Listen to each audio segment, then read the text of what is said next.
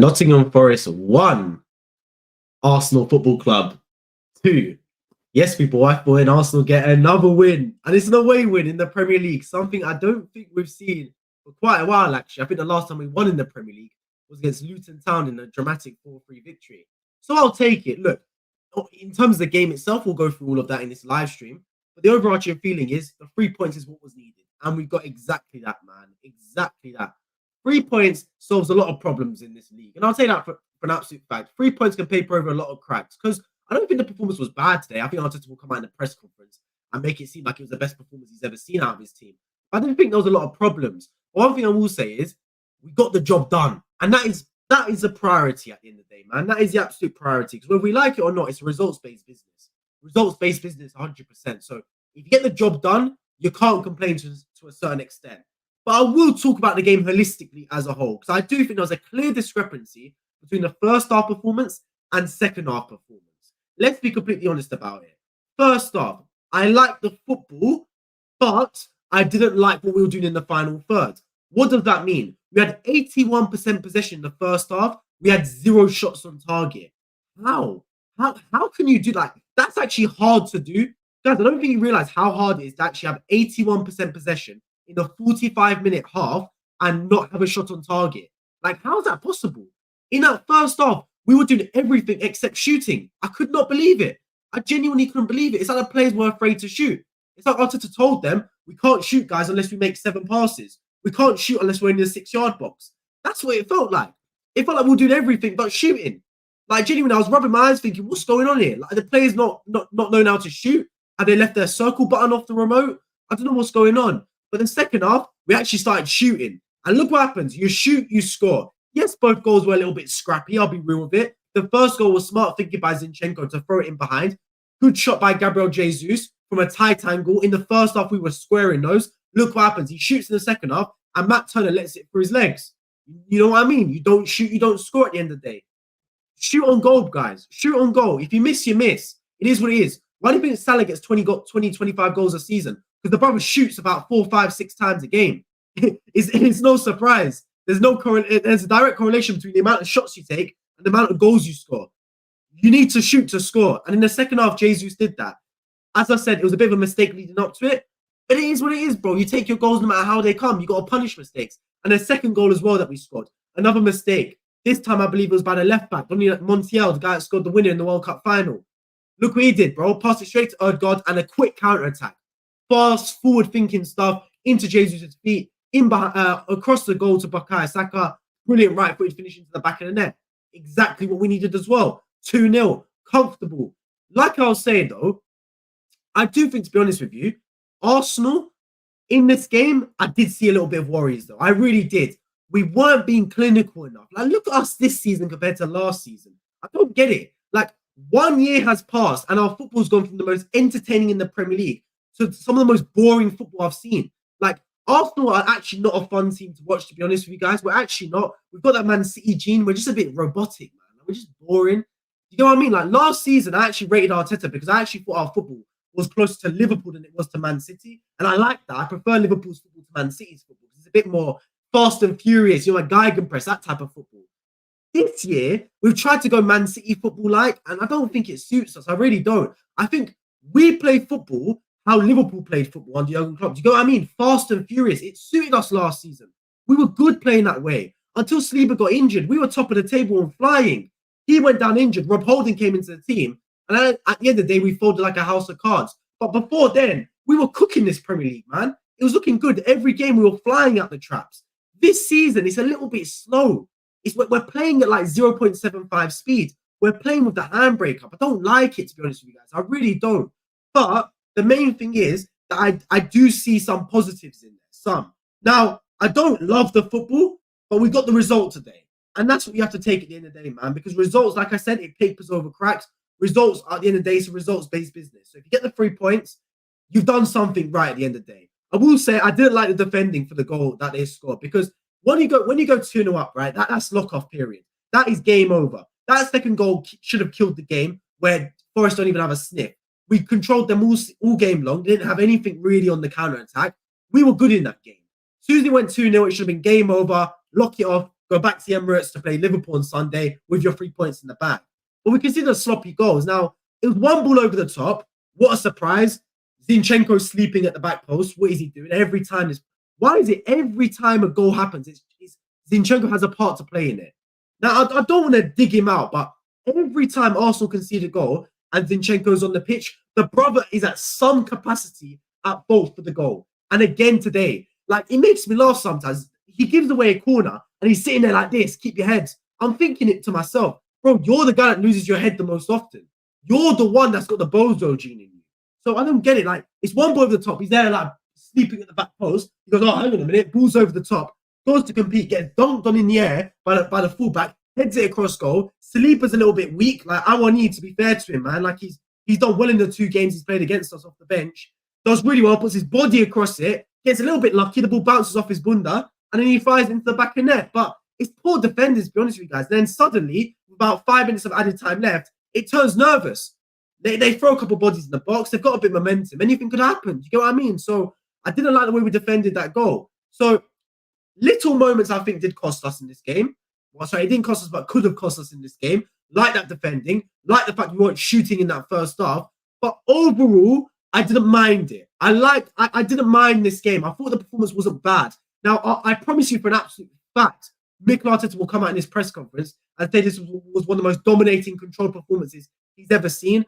I don't listen to any of that, to be honest with you guys. I don't care one bit how much possession we have. Possession does not concern me one bit. One bit it does not concern me. I don't care how much of the ball you have. I care about what you do with the football. Forest did not come into this game thinking, okay, let's try and dominate the ball. They came into this game thinking, let Arsenal have the football. Let them do their sideways, backwards passing. And when we have a chance on the counter-attack, let's punish them. That was Forest's game plan.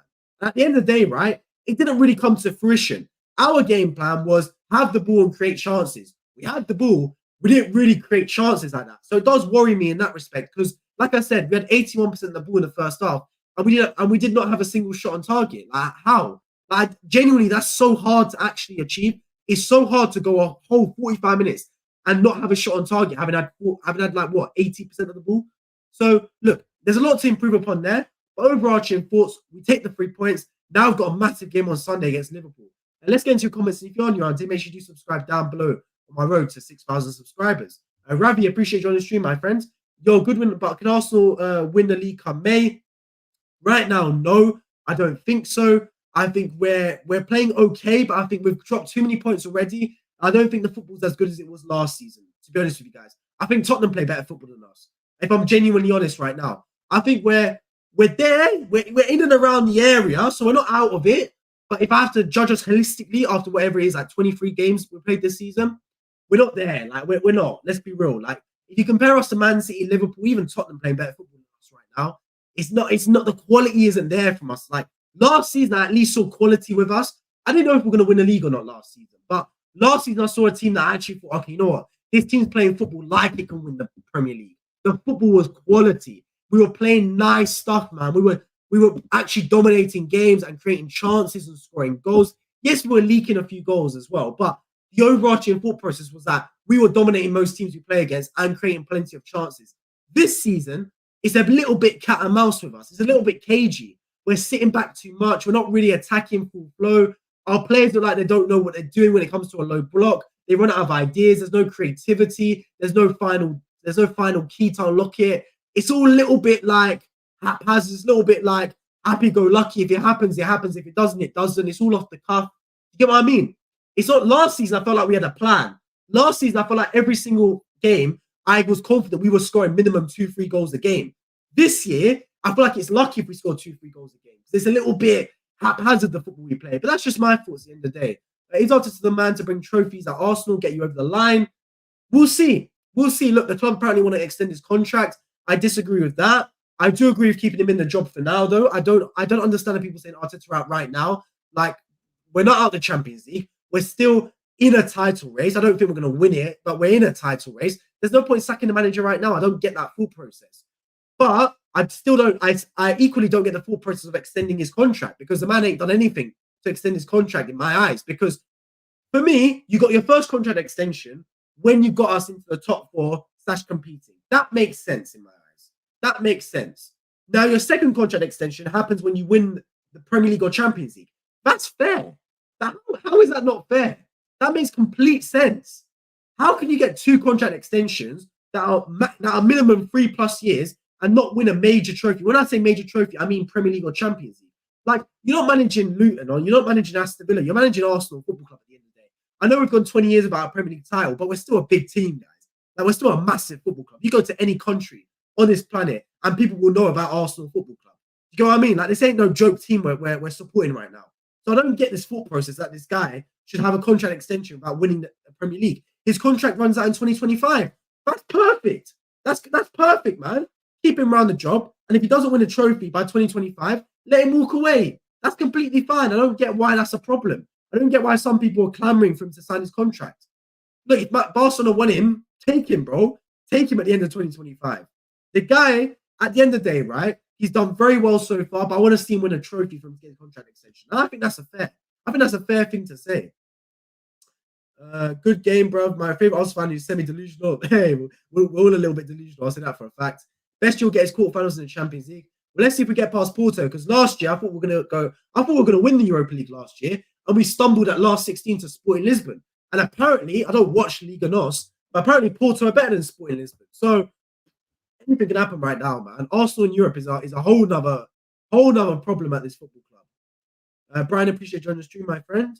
Our football is slow because we bought a guy that was supposed to be better than Partey and win us a league. Watch how we play when Partey gets back.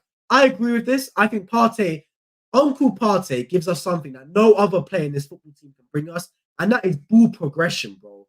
Uncle Partey is that guy, man. He is him. That's when I watch Arsenal compilations from last season. Basically, every single time we pass out the back, Partey has something to do with it. That brother is so good at football, man. Like, he's so composed on the ball. It's actually a pleasure to watch. Now, Rice is a very good footballer, but Rice doesn't have that same. First of all, he doesn't have that same long ball that Partey has. He doesn't have the same ball progression that Partey has. Like, how many times today did Arsenal actually play a ball over the top? I think like once. I think Zinchenko played it once. Last season, Partey, every time he got the ball, he's looking for those diagonals, switches. When we scored the goal against Man City this season to win the game 1-0, it was Partey's ball over the top to Kai Havertz or Tomiyasu, whoever it was. That was Partey's doing. This season, without Partey, we're not playing those balls over the top. We're not playing diagonals. Everything's on the ground. You need to play a bit of the both. You need a combination. Like, switch it up sometimes. Play the short passes, play the long balls. Right now, it's all just short passes, just sideways, backwards. Do you get what I mean? There's nothing like progressing. When you play balls as diagonals over the top, you create danger, because then that spreads the football pitch out. It gives you verticality. Suddenly, the team's defending go, all right, we've got to spread out. Then spaces come in the middle. You need a combination. Do you get what I mean? It's like NBA teams. NBA teams shoot 3-pointers, layups, and mid-range. You need a combination of the factors. If a team only shoots layups, then you know for a fact you're just going to guard the paint. It's like that with Arsenal right now. There's no over-the-top ball. There's no like Trent, De Bruyne, Partey. No one in this team is playing those diagonals over the top like we were doing last season. Look at how many goals came from over the tops last season. The goal we scored against Tottenham at their ground, over the top ball. Saka went in behind and he scored from it. You know what I mean? Last season, so many of our goals came from balls over the top. This year, we're not doing that. Like, tell me the last time you've seen Arsenal actually play a 60-yard ball over the top. It genuinely doesn't happen. So Partey's a big miss. I agree with that 100%. Massive, massive miss. I just want to appreciate you on the stream, my friend. People won't listen to me about Jesus. When he's in the team, we're instantly a better team. I thought Jesus was okay today. Look, he's got a goal and assist. When he started shooting, he got a little bit better in the second half. Look, I understand Jesus is not clinical. He's not. He's not going to score you 20, 25 goals a season like Harry Kane, Haaland, or Son, or Salah. I get that. But the guy's got link-up play. And look, he shot the ball in the second half from a tight angle when in the first half, he was squaring that every single time, and he scored from it. Do you know what I mean? You don't shoot, you don't score. So if Jesus shoots, he will get goals, man. He will. And I agree with you that we're a better team. I still think that he's not the answer for us up front. I still think we need to sign a striker. And that doesn't mean we have to go out there and sign like a £80 million player. I personally would, because I think it's a striker position. I would go for Ivan Toney. Even someone like a Victor Gyökeres, I would go as a plan B striker. I think he's absolutely wicked. I saw him last year against Coventry. This year, he's balling out for Sporting Lisbon. So I think there's options out there, guys. At the striking position, there's players that can play that position. I just don't think Jesus is the answer in my eyes. overall, it's pretty much been the story of Arsenal so far this season. Dominant win the game, dominant win the game, and then we conceded a goal out of the boost to make it a lot nervier than it should have been. Agree and disagree. I do think that we've had dominant displays, but not necessarily dominant wins. If Arsenal had won this game 2-0 today, it would have been the only time this season I can remember us winning an away game by more than one goal in the Premier League. It don't really happen. Like, genuinely, it doesn't happen, guys. We scrape by in away games. Yes, we might say we dominate it, but it's not dominating on the score sheet. And at the end of the day, guys, yeah, possession, shots on target, XG, clearances, field tilt, it don't matter, guys. It genuinely does not matter one bit. It's what the Nick's going to analyze on Twitter.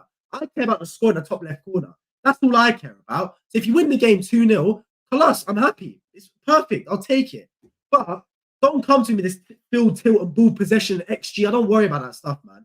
I look at what my eyes tell me. And my eyes tell me that today there was domination, but there wasn't enough chance creation. And it needs to come hand in hand. In Forest's eyes, they were as dominant as Arsenal were, because they were dominant in the sense that they were dominating defensively. They weren't allowing Arsenal really anything in that first half. They were happy. Going into the halftime break, Arteta was happy because Arsenal were having ball possession, and Nuno was happy because Forest's defense was good. Both teams were happy. So there's different levels of domination. Arteta's verdict on domination is controlling the football. My verdict of domination is controlling the football, the chances, and the goals.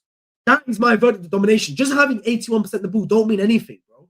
How many times have we seen a team have 80% of the football and lose or draw the game? It happens more often than not. It's not, you're not going to win the game if you have 80% of the ball. It's not a training game. That's what I'm just saying, guys. Do you get what I mean? Evening, Dennis. How are you? Doing well. Got a little bit of a cold, but other than that, all good, man. Well, that was close. Managed to get the 3 points. Exactly, man. I want him to go now. He's never going to win a major trophy. Nah. You can't get rid of Arteta now, man. That's a bit harsh. Not midway through a season. Porto's way better. Top 11 teams in Europe whose win rate is above 95. Well, let's see, man. Look, all I'm saying is the pressure's on him. He's got to win that game against Porto. He's got to win. Because if he loses, there'll be real question marks around Arteta. Uncle Partey needs to return. Big time, bro. Big time. ESR was amazing. Yeah, I thought he was okay. I thought he went a little bit missing, to be honest. But look, it's his first game back. I'm not going to treat him too harshly. I'm surprised he actually played him, to be honest, because Arteta's like all smoke, no fire. Do you know what I mean? Like, he's giving the big one about, Emil Smith-Rowe needs minutes. We're going to give him minutes. Probably doesn't even play him, to be honest. So, yeah, I'm surprised he played him, but big up him for actually playing him.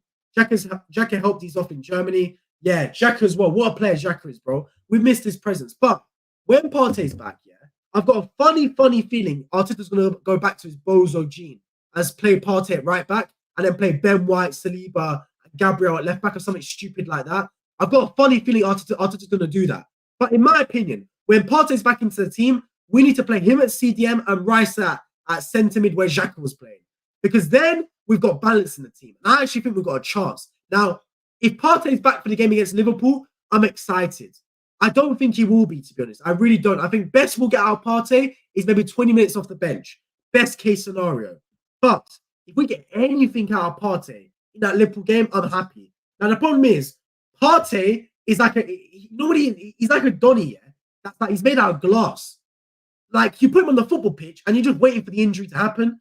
Like, it's going to happen sooner rather than later. The guy's got like a season pass to the paramedics room. That's all it is with this guy. So I can't trust him to stay fit. But when he's in the team, we're a miles better side. That's for an absolute fact. You better not. Mr. MG, appreciate you on the stream, my friend. He's such a stubborn narcissist. Yeah, that's a bit harsh. But I hear you. I hear you to an extent. My thing about Arteta is, right, yeah? The thing about Arteta, the Donny has got a football philosophy, and I respect that. I saw it last season. This year, I think what happened to him is he went away from his philosophy too early. Last year's football was so good, man. Like, genuinely, it was my favorite ever season being an Arsenal fan. Like, I know we didn't win a trophy. I know we didn't even win like the Premier League, FA Cup, nothing. I know other seasons we've won the FA Cup. But in terms of the football I watched, match with the results, like, we went to any game in the Premier League and I actually felt we had a chance. Apart from when Saliba got injured. Like, we went Tottenham away and dominated and won that game. We went Liverpool away and probably should have won that game. We went United away and, yeah, we lost 3-1, but we played well in that game. Like, every game last season up until about April, we were good, bro. Like, we were playing good football. I was loving what I was watching. Chances were there. Goals we were scoring. We were flying. Everyone was playing well. I loved it, man. The football was quality. We were the most entertaining team to watch in the Premier League. We lost the title to Man City. I think Arteta got in his feelings a little bit. He started getting a bit sad. Oh, we lost the title. I've got to switch it all up. He basically one season he went without. He lost the title after one season, and he changed everything. He ripped it all up and said, "Okay, now we're gonna go no transition, lock up everything, defense 101." And it's been absolutely crap to watch this season, man. The football's been terrible. We went from the most entertaining team to watch to goddamn the most boring team to watch in the Premier League, guys. I don't enjoy watching Arsenal games compared to last season. Last season I loved it. This year it's a bit like, oh, okay, we've got the ball, yeah, we've got possession. Like, if you're a fan of watching sideways passes for 90 minutes, you'll love Arsenal Football Club. That's how I see it. If you want to see Saliba play to Rice, play to Zinchenko, play to Gabriel, play over to Ben White, into Saka, back to Odegaard. But that's all it is, bro. It's just sideways, backwards, sideways. You got left, you'll go right. It's like lateral passes. It's not rugby, bro. Like, I want to see us actually play forward passes. Like, last season, we were there. It was good. This year, it's just not the same, man. It's not the same. It was amazing and exciting to watch Arsenal. Yeah, last season, that's what was the case. This year, we've fallen off, man. We've fallen off, unfortunately. But, look, the good thing is we're in and around the title race right now. We are. And that's the main thing. So I can't complain too much because other times we'd be far out of the title race. If not, we wouldn't even be anywhere near it. But we're in and around it. And that's the main thing. So look, I'll give us a chance. I do believe that I want to see us beat Liverpool this Sunday. If we don't beat Liverpool, I think there's problems, big problems around the football club. But if we beat Liverpool, we're 2 points behind them. Anything can happen. We'll have momentum back, hopefully. All we need is we need to hit momentum. We need to hit flow state. Because right now, this season, we haven't really hit flow state. We're kind of just like, we've been like bundling our way through the games. When we hit flow state, anything can happen. So that's what I'm waiting for, really. That's the main thing for me. But yeah, if that happens, I'll be delighted with what's going on. But overall, I appreciate everyone that tuned in. I'm going to log off this stream right now. Guys, I'll be back hopefully tomorrow and the day after for streams in the Premier League because we've got back-to-back games as well, Wednesday and Thursday. I appreciate everyone that tuned in. As always, make sure you subscribe down below if you're new around here. If you want to hear all about my thoughts and you just joined, scroll right back to start the stream so you can hear all about my thoughts on Nottingham Forest 1, Arsenal 2. I appreciate everyone for tuning in and I hope to catch you guys all in my next one. Take care.